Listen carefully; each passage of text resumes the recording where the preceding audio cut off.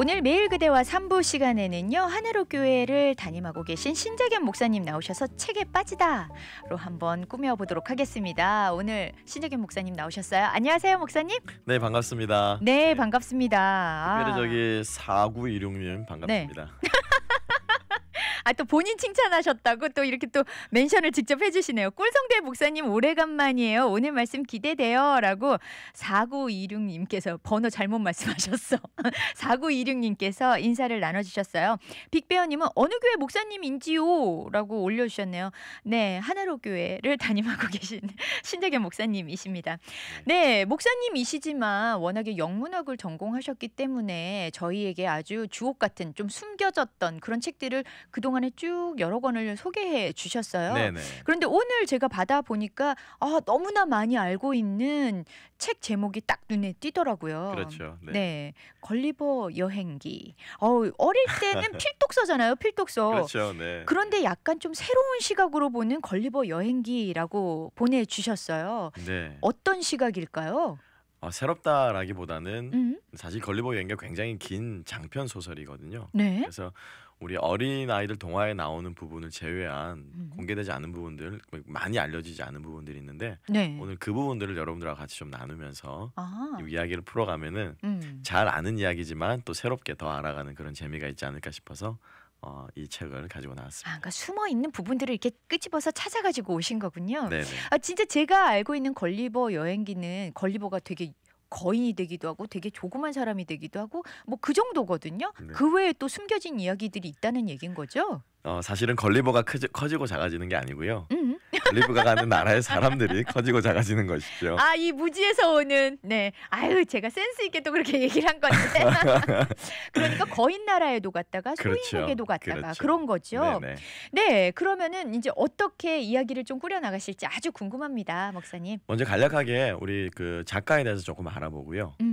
재미있는 것은 여러분 혹시 기억하실지 모르겠습니다만 제가 일전에 그 다니엘 데포라고 하는 작가의 몰 플랜더스를 가지고 함께 책을 나눴었는데, 그렇죠. 예, 이 다니엘 데포의 영향을 아주 많이 주고받은 사람 중에 한 사람이 오늘 소개해드릴 걸리버 여행기의 작가 조나단 스위프트라고 하는 사람이에요. 그러면 조나단 스위프트가 같은 동시대에 살았던 그렇죠. 사람이군요. 네, 같이 영국의 동시대를 살았던 그런 사람입니다. 그렇군요. 네. 그래서 이 조나단 스위프트는 사실 참 재밌는 이력을 가지고 있는 사람이에요. 사실 저한테 좀 개인적으로 좀 구미가 당기는 사람인데요. 왜요? 왜냐하면은 이 사람이 정치에 입문하긴 했지만 결국에는 이 사람은 생을 목사로 생을 마감하게 되고, 그리고 본인이 목사로 있는 그 시절 동안에 그 주옥 같은 걸리버 여행기가 이렇게 출판이 되게 되고요. 그래서 그런 걸 보면은 참 매력적이다. 저에게는 좀 그렇게 남는 인물인 삶이었던 것 같습니다. 네, 옛날에 보면 성직자님들 보면 참 다양한 장르의 책들도 출판하시고 활동도 하셨던 것 같아요. 오늘날처럼 딱 국한되어 있는 게 아니고요, 그렇죠? 네, 그렇습니다. 네, 그렇다면은 이제 책 소개를 조금 들어볼까요? 네, 이 조나단 스위프트가 쓴 이 걸리버 여행기는요. 혹시 믿겨지실지 모르겠지만은 거의 나이가 환갑이 다 돼서 쓴 책이 조나단 스위프트가 쓴 이 걸리버 여행기라고 하는 책이에요. 진짜요? 59세에 이 책을 출판을 하게 되고, 그리고 또 유일하게 이 스위프트 전 생애를 걸쳐서 유일하게 그 책을 팔고 인세라고 말하죠.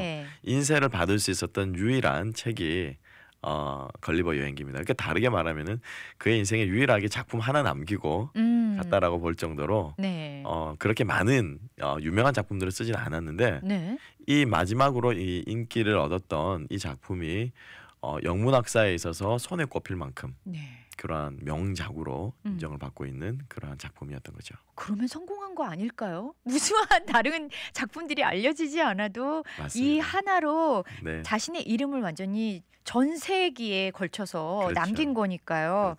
이 진짜 작가도 그렇고요. 이 내용도 그렇고 어떤 숨겨진 이야기들이 있을지 너무너무 궁금해집니다. 네.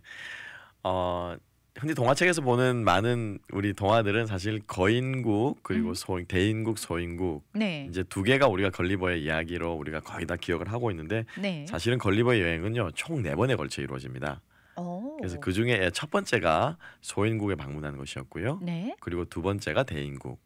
그리고 세 번째는 혹시 여러분 애니메이션, 일본 애니메이션을 좋아하는 분들은 한 번쯤 들어볼 만한 제목인데 라퓨타라고 하는 네, 들어봤어요. 라퓨타라고 하는 섬 나라인데 그 섬을 방문해서 경험하는 것이 세 번째 항해고요. 네. 그리고 마지막 네 번째가 휴이넘이라고 하는 아주 재밌는 이야기인데 휴이넘이라고 하는 마인 즉 말을 닮은 그러니까 말들이죠. 말들이 말을 하고 말들이 생각하고 말들이 사람처럼 행동하는 그 말들의 왕국에 가서 경험하는 것이 마지막 네 번째 이야기입니다. 아니 보니까 이 작가는 굉장히 상상력이 좀 뛰어난 것 같아요. 그런 상상들을 할 수 있다는 게 지금 나라들이 경험한 나라들이 평범하지 않거든요. 그렇죠. 네. 더 재미있는 것은 이제 원작의 책을 보시면 아시겠지만은 제가 보내드린 원고에도 나와 있었죠. 실제로 본인이 상상해서 지도까지 네. 그래가지고 소인국의 지도도 그리고 네. 그래서 마치 읽는 독자로 하여금 실제로 그 나라가 존재하는 것처럼 네. 이렇게 지기도 하고 그리고 책의 맨 앞부분을 보면은 가상의 인물 즉 레뮤엘 걸리버라고 하는 사람을 마치 실존 인물처럼 그러니까요. 자기가 마치 실제로 경험한 것처럼 할 수 있도록 이렇게 사실감을 더해주도록 하려고 하는 그런 장치들을 쓰고 있는 것을 볼 수 있어요. 필력이 참 대단한 것 같아요. 그런데 이 걸리버 여행기는 우리나라에 언제쯤 소개가 된 건가요? 우리나라에는 1960년대 초반에 단 두 편이 먼저 번역이 되었고요. 그리고 나서 완전히 4권까지 다 4부까지 다 번역이 된 것은 1999년인가 그래서 아주 오랜 세월이 지난 후에야 완역본이 출판이 되었다고. 그러니까 한 세대를 지나서야 그게 출판이 됐네요. 그렇죠. 그만큼 사람들이 그 부분만 이야기의 부분만 알고 있었던 거죠. 그런데 그 이유가 있을까요? 왜 나머지 두 편은 왜 뒤늦게 출판이 되었을까요? 어떤 뭐 아이들이 알면 안 되는 그런 이야기가 있는 건가요? 예, 사실 정확하게 말하면 그 부분도 맞는 것 같아요. 지금 생각해 보면. 네, 왜냐하면 이 걸리버가 이 책을 쓸 때는 우리가 잘 아는 것처럼 동화가 아니고요, 정치 풍자 소설입니다. 그래요? 정치 사회 풍자 소설이라서 사실 그 당시에 이건 비화입니다만은 금서 목록에 올랐던 책이 바로 이 걸리버 여행기예요. 그럴 정도로. 네. 그렇지만 이제 걸리버는 이 책이 죄송합니다. 스위프트는 이 책이 많은 사람에게 읽혀지길 원했기 때문에 이제 소년들이라든지 나이 어린 아이들층도 겨냥을 해서 쓴 거죠. 그렇군요. 그래서 이제 소인국이나 대인국에서 나오는 그런 뭐 전쟁 장면이라든지 우리가 잘 아는 해변가에 이렇게 머리를 묶고 쓰러져 있는 너무 유명한 그 장면 그런 것들은 사실은 아이들을 겨냥한 장면이긴 하지만 뒤로 가면 갈수록 사실 이 걸리버 여행기 전체 주제는 뭐냐면요. 인간이 얼마나 이 혐오스럽고 또 죄성으로 가득 차 있는가 하지만은 그 인간을 버릴 수 없고 우리는 그 인간 세상에서 살아야 된다라고 하는 그러한 내용을 담고 있기 때문에 사실은 특별히 그 3부와 4부는 아이들이 보기에는 조금 이해하기도 어려울 뿐더러 와닿지 않는 내용들이겠죠. 그렇군요. 그렇다면은 이제 그 금서로까지 여겼던 그 책을 오늘 대방출하셔서 이제 이야기를 나눠볼 건데요. 아무래도 사회 풍자적인 이야기가 많다고 하니까 어떤 식으로 풍자하고 그 사회를 또 이미지화했는지 또 그런 이야기들이 또 궁금해지네요. 네, 일단은 제목부터 우리가 좀 바르게 알고 들어가야 될 것 같아요. 걸리버 여행기가 아니에요? 네, 원래는 걸리버 여행기가 아니고요. 제가 제목을 저도 봐야지 제목을 말씀드릴 수가 있습니다. 제목은 이렇습니다. 세계의 여러 외딴 나라로의 여행기. 쉼표 4개의 이야기. 쉼표 우선 외과 의사이자 여러 배의 선장인 레뮤엘 걸리버 지음. 이게 제목이에요? 제목입니다. 너무 긴데요? 네. 이 책을 살려면 이 제목을 다 쭉 읽어야 되는 거잖아요. 그렇죠. 그래서 이제 이걸 생략해서 이제 걸리버의 라스트네임을 따서 걸리버 여행기라고 했고 실제로 이 레뮤엘 걸리버라고 하는 이 소설의 주인공은 이 작가 조나단 스위프트가 이후에도 계속해서 사용했던 필명입니다.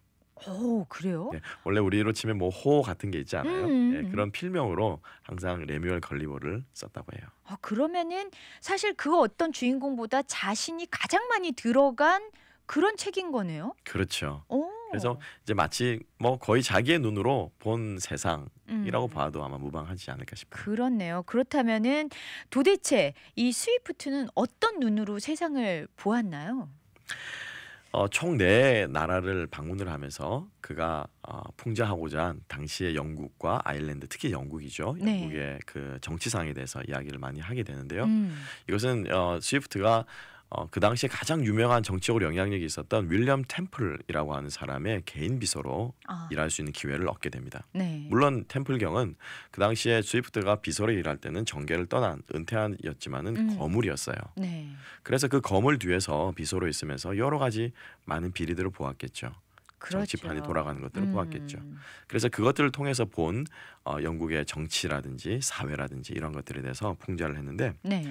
첫 번째 그가 걸리버가 방문한 릴리퍼트라고 하는 소인국이 있습니다. 네. 그래서 레뮤얼 걸리버는 캠브리지 대학에서 의학과 항해술, 수학 등 모든 것들을 배운 다음에 공교롭게 의사가 됩니다. 만능 엔터테이너 같네요.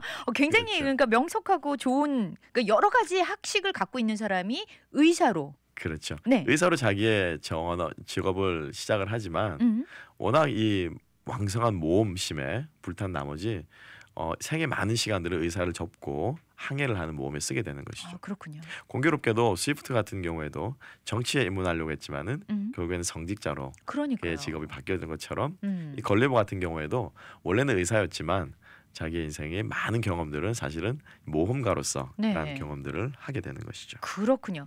저희가 그러면은요 본론으로 들어가기 전에 노래 한 곡 듣고요. 전한 말씀 듣고 본론을 한번 들어가 보도록 하지요. 네, 저희 돌아왔습니다. 오늘 초대석에는요 하나로 교회를 담임하고 계신 신재겸 목사님 나오셔서 걸리버 여행기에 대해서 이야기하고 있어요. 참 조나단 스위프트는 진짜 천재 같아요. 오늘은 천재를 제가 여러 명 인터뷰도 하고 만나고 그러는 것 같아요.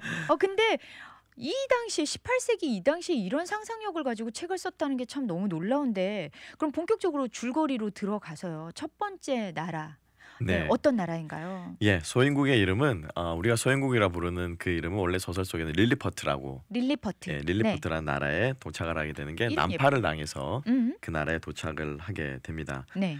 근데 해안가에 도착을 하고 보니 키가 6인치, 한 12, 13cm밖에 안 되는 난쟁이들의 나라였던 것이죠. 근데 참 이 난쟁이의 나라에서 겪은 참 재밌는 이야기를 하고 있는데요. 이 릴리퍼트와 적대국에 있었던 블레프스큐라고 하는 적대국, 그러니까 난장이들끼리도 싸움을 했던 것 같아요. 네. 근데 재밌는 것은 이 난장이들이 싸우게 된 이 두 나라가 적대 관계에서 싸우게 된 이유가 참 재미있습니다. 어떤 이유인가요?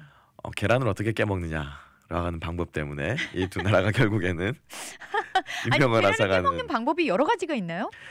릴리퍼트에 있는 왕자는 계란의 넓은 쪽을 손으로 깨어서 먹는 버릇이 있었습니다. 네. 그런데 이 왕자가 손을 다쳤어요 오늘. 그러니까 계란 넓은 쪽을 손으로 깨먹다가 손을 다친 거예요. 그래서 왕이 화가 나서 누가 감히 내 왕자의 손을 다치게 하느냐. 앞으로는 절대로 우리나라에서는 달걀의 아래쪽을 먹지 못한다. 위쪽부터 달걀을 깨워 먹어야 된다. 네. 라고 명령이 떨어지게 되죠. 이 명령에 거부한 사람들이 반란을 일으키게 되고 결국에는 떨어져 나가서 다른 국가로 해서 두 나라가 싸우게 되는 그러한 내용이 난쟁이 나라에서 웃지 못할 에피소드로 걸리버가 알게 되는 내용이고요. 네. 그리고 이 릴리퍼트 내 안에서도 파벌이 갈라집니다. 또 그 안에서 우리나라처럼 뭐 여당이 있고 야당이 있겠죠. 근데 파벌이 갈라지는 이유가 뭐냐면은 높은 굽을 신은 하이힐파와 그리고 낮은 굽을 신는 플랫 슈즈파, 오늘날로 말하면은 플랫 슈즈파가 있어서 신발 신는 거 가지고 정당이 갈리는 그러한 릴리퍼트, 참 웃지 못할 그러한 나라를 첫 번째로 걸리버가 경험을 하게 되죠. 지금 이렇게 듣다 보니까 사실은 뭐 책이니까 이렇게 풍자를 했지만 현실 세계에서도 웃지 못할 이슈 가지고 서로 싸우고 물고 뜯고 하잖아요. 그렇죠. 네, 그런 거를 좀 풍자한 것 같아요. 네.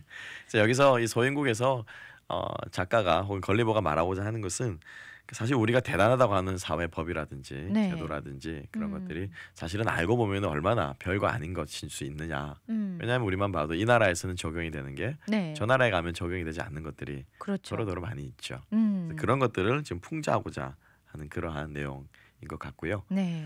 참 말씀하신 것처럼 우리가 저 같은 경우에는 목사다 보니 참 다양한 여러 부류의 사람들이 교회에서 함께 신앙생활을 하는데 네. 정말 똑같은 설교 말씀을 듣지만은 또 자기 나름대로 또 이런 주관이라든지 네. 생각이라든지 그런 것들이 있기 때문에 또 다르게 받아들이고 또 네. 자기 목소리를 내는 모습들을 보면서 맞아요. 참 공감하는 부분이 많은 것 같았습니다. 그렇군요. 그렇다면 또 두 번째로 간 나라에서는 어떤 모습을 보게 되나요?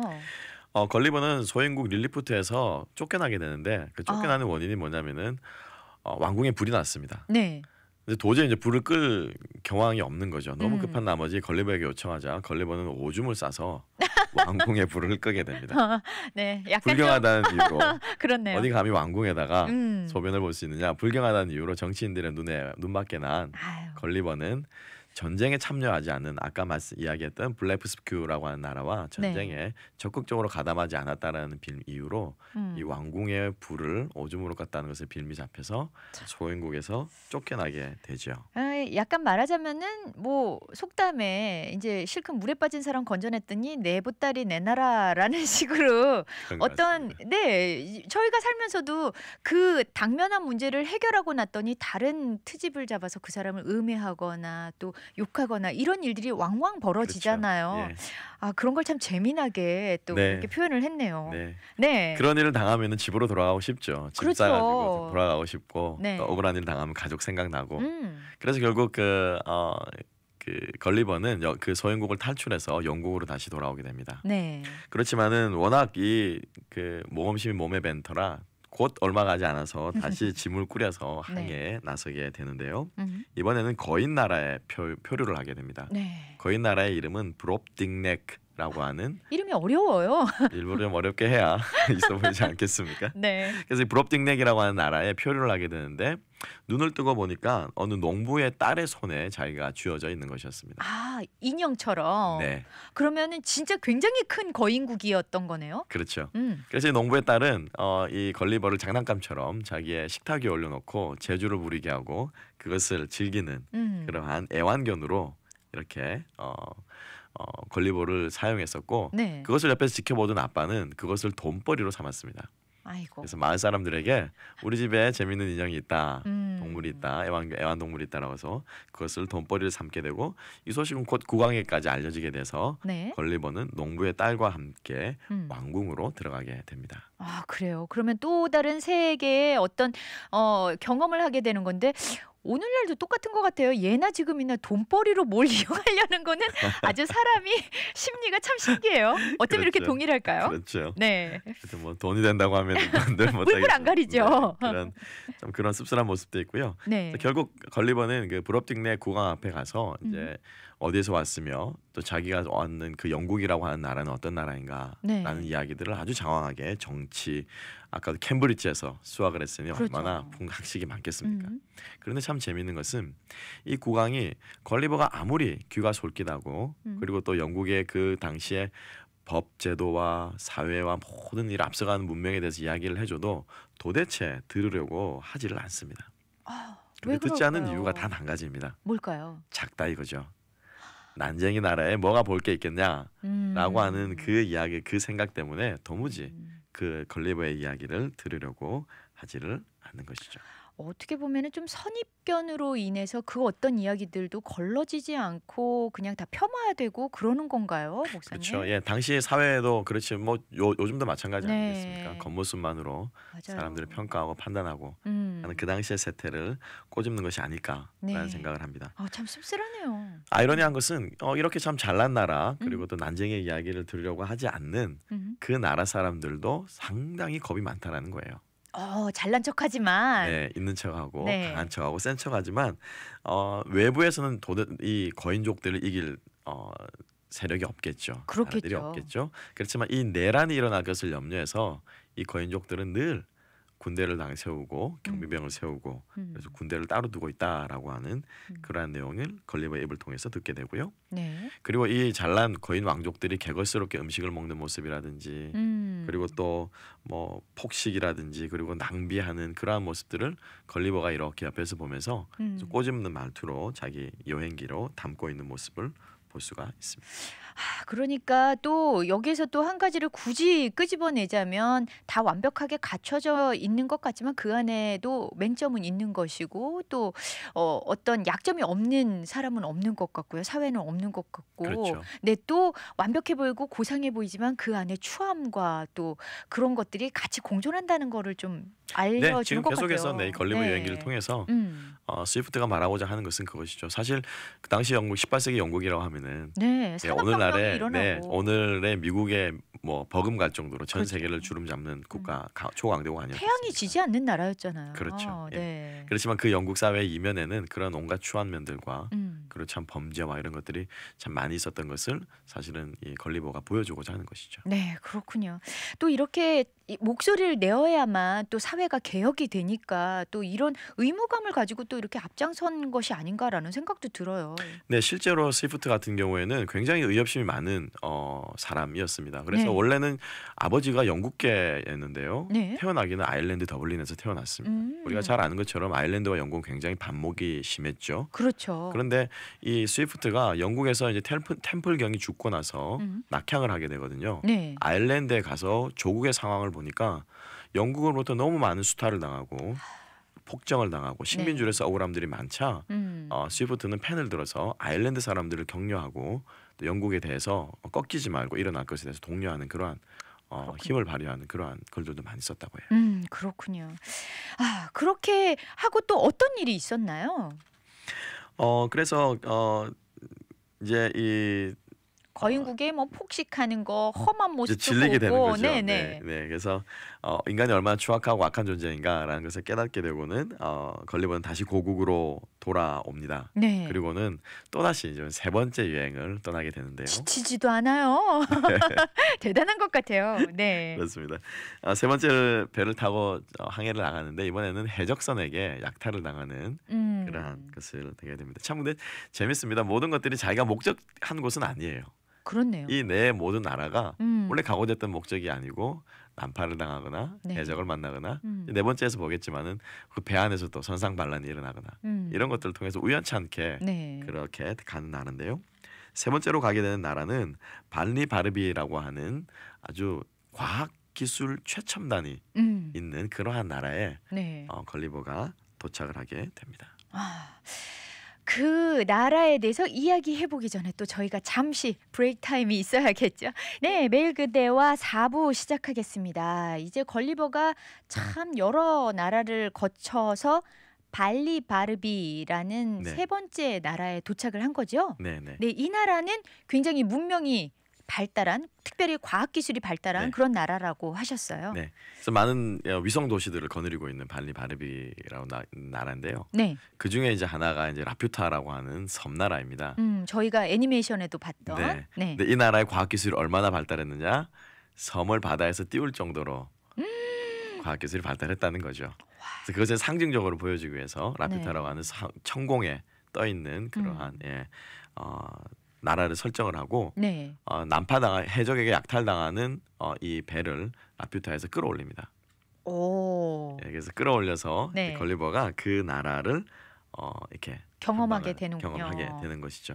근데 참 너무 재미있는 것은 이 뛰어난 라퓨타라는 나라, 과학 기술이 발달한 이 나라를 돌아보면서 걸리버가 이 환멸을 느낍니다. 과학 기술에 대해서. 왜일까요? 이것을 통해서 당시에 이제 산업혁명을 일구고 있는 그 나라, 영국이라는 나라의 그런 산업혁명의 어두운 이면을 지금 이제 풍자하고 있는 것이죠. 그렇군요. 라퓨타의 주 소득원은 뭐냐면은 공중을 둥둥 떠다니면서 주변에 있는 섬나라나 나라들에게 가서 조공을 쉽게 말하면 죄송한 말씀입니다만 삥 뜨는 겁니다.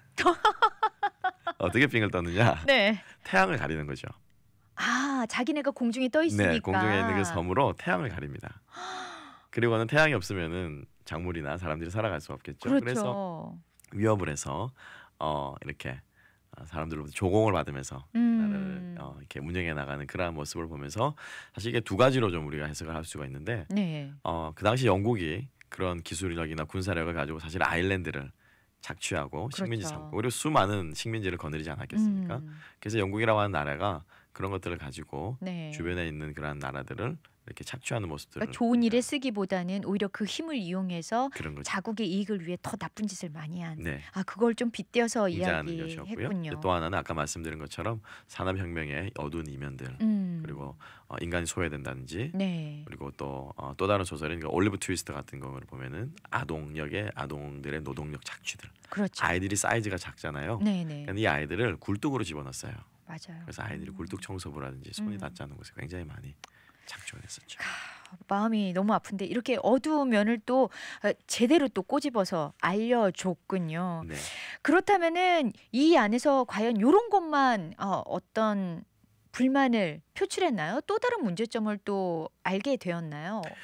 이 라퓨타라고 하는 이 발리바르비라고 하는 나라에서는 과학기술의 한계에 대해서도 또 지적을 하고 있어요. 뭐냐 하면은 노인 문제를 네. 좀 다루고 있는데 그 나라에 가면은 스트럴드 블럭이라고 하는 사람들이 살고 있습니다. 스트럴드 블럭이라고 하는 이 동네 사람, 이 나라 사람, 섬나라 사람들은 늙지를 않아요. 그래서 불사의 사람으로 살고 있는데 네. 늙지 않은 게 아니라 죽지를 않아요. 죽지를 않는다. 죽지를 않아요. 그 의미는 늙을 수는 있다는 얘기인 거죠? 늙기는 늙지만 죽지는 않는답니다. 그러면은 요새 한동안 유행했던 그 도깨비 드라마처럼 불사의 삶을 그렇습니까? 좀 네. 네. 그래서 이게 뭐냐면은 과학기술이 늘어나서 인간의 수명을 연장시킬 수 있지만은 요즘 시대와 같네요. 저는 이 부분이 참 마음에 오늘날을 마치 예견하는 듯한 그런 장면으로 마음이 와닿는데 수명을 연장할 수 있지만은 그 수명을 연장하는 것이 과연 인간을 행복하게 살 수 있게끔 해주는 삶이냐라고 말하는 질문인 거죠. 요즘 굉장히 화두가 되고 있지요. 도대체 행복한 삶은 무엇인가? 걸리버는 이 스트럴드 블럭 사람들을 굉장히 부러워합니다. 죽지도 않고 참 좋겠군요. 부럽습니다라고 말하자 스트럴드인들은 노화로 인해서 죽지는 않지만 노화로 인해서 시력과 청력을 서서히 잃어간다고 합니다. 그렇겠죠. 근데 나라 내에서는 그것을 즉각적으로 파악하는 즉시로 죽은 사람 취급을 합니다. 살아있는데 죽은 사람 취급을 하는 거예요. 보지 못하고 듣지 못하기 때문에 죽은 사람을 취급을 하고 가지고 있는 모든 유산은 법적으로 자녀에게 상속시켜버립니다.